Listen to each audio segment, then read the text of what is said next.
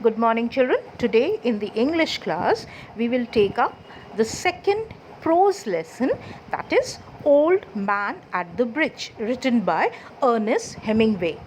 Now, this is one of Hemingway's shortest tales, and it is based on an Easter Sunday stopover at the Ebro River during his coverage of the Spanish Civil War in April 1938 as a newspaper correspondent.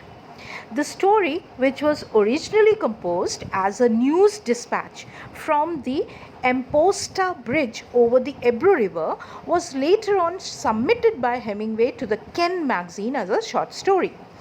Now, the Spanish Civil War forms the background to the story, and Hemingway depicts that how in times of war man acts inhumanly to his own race.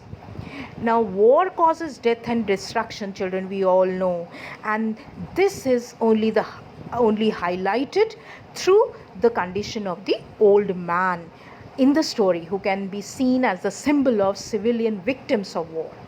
And the old man, he is the one who gives meaning to his life by taking care of his animals, but the war takes away everything from him. So at those time, children, during the times of World War I and II, children, most of the authors and the poets, they tend to write the poems and the prose, children, the short stories related to the misery of war, how the common man, the animals, the poor man, they were the victims of war. The autocrats, the ruling party, the kings, dukes, they only for their own self-greed to hire more and more, to occupy more and more landforms, they just declared war against the nation's children. But it was only and only the soldiers, the poor laborer class, the poor people, they were the uncommon citizens, children. They suffered a lot, the misery of war. So the story begins with the first very line, children. The old man at the bridge. We will do one-page explanation today in this class. Then we will further go for the other pages, children. Only 3 pages we have. So one day we will take for the second and the third page. And old man with steel-rimmed spectacles and very dusty clothes sat by the side of the road. So in the story, we can see an old man. He was sitting by the side of a road, and he had a steel framed spectacles on.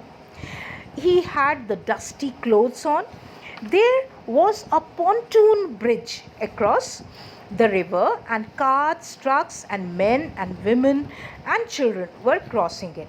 So there was a pontoon bridge. Pontoon bridges are the bridges, children, which are suddenly built in emergency. And especially at the wartime, children, the soldiers, they go for building these bridges. They use those inflated tube like rubber structures are there, and they inflate it with air, and they just made those hollow containers. They are filled with air, and then they float on the river, and gradually they just set up logs of wood and a very temporary kind of bridge they make, but they are strong enough to just let the people and the vehicles pass through over it, children. So there was a pontoon bridge across the river, and carts, trucks, and men, women, and children were crossing it.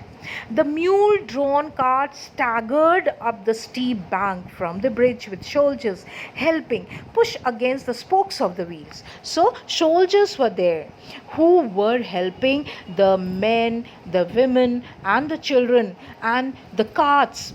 Mule-drawn carts. Mule are the mixed breed of donkey and the horse, children. You will find these mules in the mountainous areas, children. You will find these mule drawn carts and all.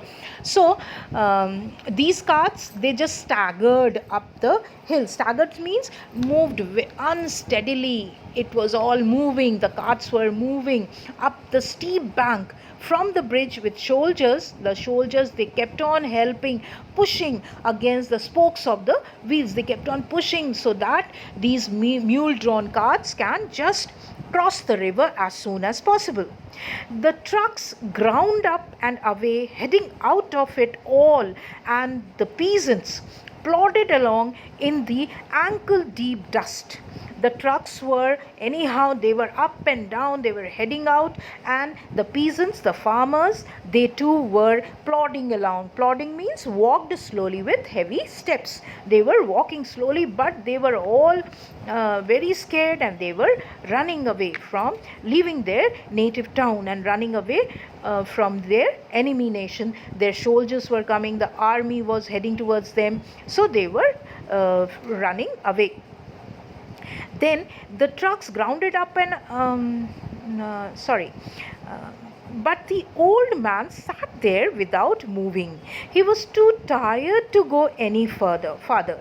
So the old man, he kept on sitting at one of the end of the bridge, and he was very tired. He walked down through his town, and then he had reached that place, children, but he was very tired to go any farther. It was my business to cross the bridge. So, as the narrator or the writer or the author was a newspaper correspondent, it was his business to cross the bridge, explore the bridgehead beyond. He had this duty was given to him. You have to go there and you have to cross the bridge and you have to see what is going on, and he has to check till what point the enemy had advanced. He had to check till what point the soldiers had reached. I did this and returned over the bridge. There were not so many carts now, and very few people on foot. But the old man was still there. So finally, children, there were not so many people. All had crossed the bridge, the river, Ebro River.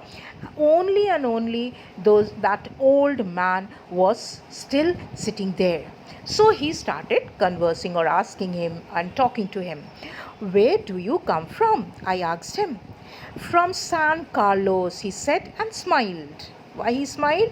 That was his native town, and so it gave him pleasure to mention it, and he smiled. We people feel happy, children, when we talk about our native town, children.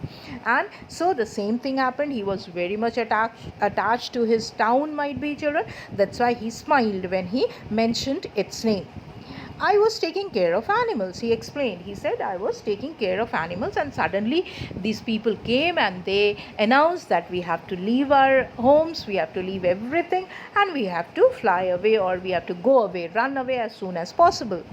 So, "Oh," I said, not quite understanding. Now the author, he couldn't understand why he is saying so. I was taking care of animals. He never looked like a shepherd or a herdsman. He was in his proper clothes, but they were only dusty, because he had come all through his town. He had come here to this bridge, and might be in the way they became dirty. "Yes," he said, "I stayed, you see, taking care of animals. I was the last one to leave the town of San Carlos." And he said, "I was taking care of my animals." This shows, children, how much attached, how much caring he is, how much he loved his animals, children. So he said, "I was taking care of my animals, and that's why I was the last one. I never wanted to leave my animals, to leave the town of San Carlos." He did not look like a shepherd nor a herdsman. He never looked like a shepherd, children. And I looked at his black dusty clothes and his grey dusty face and his steel rimmed spectacles and said, "What animals were they?" And he asked, "What kind of animals were they?" Might be they were a huge big farm he had. He had a farmhouse, he had a big number of a herd of animals, might be. But that's why he asked that what animals were they. So he said, "Various animals," he said, and shook his head. "I had to leave them." And then he said, "Alas, I had to leave them." Now, this much for today, children. In our next lecture, we'll go for the next very page. Thank you and have a nice day.